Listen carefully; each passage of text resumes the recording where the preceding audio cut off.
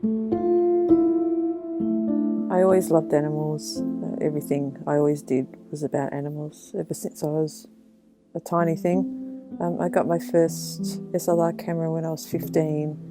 That was also the year I realised that I was actually eating the animals that I obsessively loved.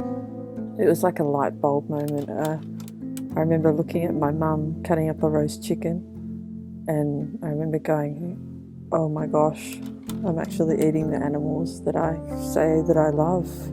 I remember my mind just was blown. Because, growing up being fed animals, you don't really think about it. It's kept in the dark what you're actually eating, what is actually happening to these bodies that you're eating and who they are when they're alive. No one talks about it, especially when you're a kid. The injustice of how we treat animals in this world really pushed me, and I just never stopped taking photos of animals and animal issues, and it's been over 25 years now. A great image that connects to an animal and conveys their emotional life through the lens can really change how someone thinks about an animal and how they use them in their day-to-day lives. It's a powerful tool that we have. One image can just change the way someone thinks. I'm a very emotional kind of person. I really suffer immense anxiety in the lead up to shooting on farms. I can be standing outside a shed door in near tears, but once I get in that shed and lift my camera to my eye, my entire self changes and I'm suddenly in work mode. My emotions are automatically locked away whilst I work. See, you have to work fast in these places, and you have to be really switched on to capture what you need to capture in a very short space of time. There's no space for emotions or anxieties or fear. It's not something I do consciously. It's like a switch that's flicked as soon as I put my camera to my eye. There's always a few animals in these places who truly, really do connect to me whilst I'm shooting. They look right at me like they know who I am. They look at me through my lens like they know I'm not going to hurt them, and they know I know that they're suffering.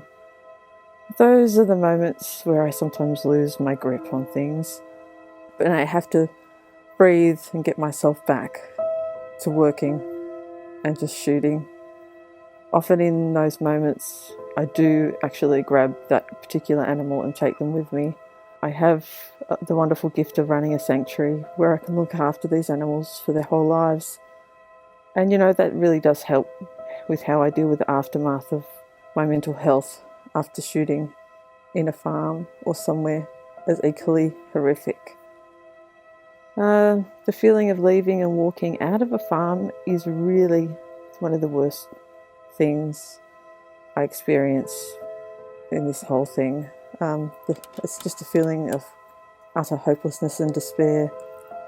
By the time I've put my camera down, I am walking out towards the door, and I can feel my heart breaking a little bit more with every step that I take away from those animals.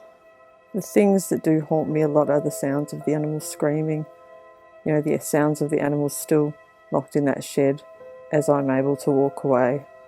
Leaving them behind is one of the hardest things I do. It's one of the hardest things all of us who walk into these places has to do. I really hope people walk away with a renewed attitude towards the animals they use and eat daily. I want people to think about how and why they use animals in their day-to-day lives. I'd love people to realise that the animals they're using are just as intelligent, sentient, emotional and present as their own dog is. I want people to be aware that these animals just want to be able to live, and they're not machines. I'm really invested in helping my viewers see chickens as the funny, clever, cheeky individual souls they actually are.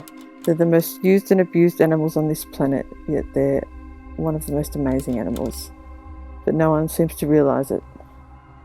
I am on a mission to wake people up with this to this fact with my photos and my stories of my funny little girls at my sanctuary.